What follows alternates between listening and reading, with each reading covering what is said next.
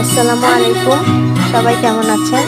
নিশ্চয়ই ভালো আছেন সবাই। আমরাও আলহামদুলিল্লাহ ভালো আছি।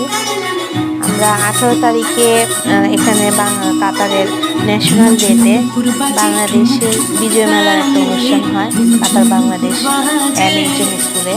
সেখানে আমরা সবাই গিয়েছিলাম। বাচ্চারা সবাই খুব মজা করেছে। সেখানে বাংলাদেশের 16 ডিসেম্বরের বিজয়ের যে আনন্দঘন মুহূর্ত সেখানে আমরা সেটা বুঝতে পেরেছি। সবাই খুব বাংলাদেশের গানের সাথে নেচেছে। সেখানে বিজয়ের বিভিন্ন স্টল তারা বানিয়ে বিভিন্ন ধরনের বিজয় মেলার অনুষ্ঠান করেছে।